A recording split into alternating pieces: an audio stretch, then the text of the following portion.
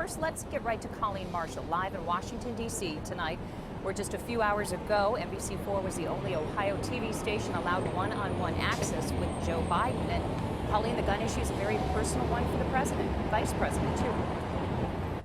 It really is, Ellie, because they've been working on this, they say, essentially for 7 years. And what they're trying to do now is galvanize Americans to build an army of supporters to come out in support of the Obama gun control plan.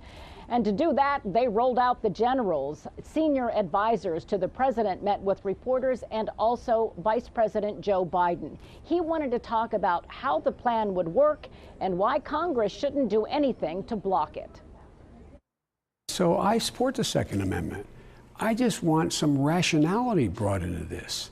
Vice President Biden says the Obama administration has tried for 7 years to get Congress to take reasonable steps to keep guns out of the wrong hands. Now they're using executive action for a 4-part plan that will require licenses for anyone in the business of selling guns, hire 200 new ATF officers to speed up background checks, pressure gun makers to make smart guns that work with an owner's fingerprint, and to increase mental health funding by $500 million. Critics are saying that your plans wouldn't have stopped even one of the mass shootings we've seen around. Well, that's not true. That's not true. It would have stopped, for example, the shooting in South Carolina. He says the Charleston church shooter and the Virginia Tech gunman would have both been stopped by a background check that flagged their troubled mental health history. But Congress will have to weigh in on the $500 million expansion of mental health resources and money to hire those ATF agents.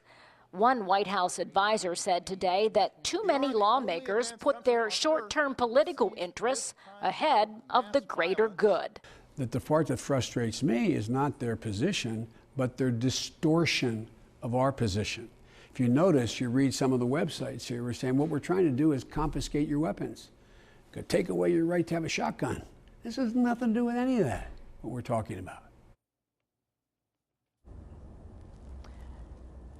And that $500 million price tag seems like a hard sell because it does have to go through Congress as part of the budgeting process, but they say it's important.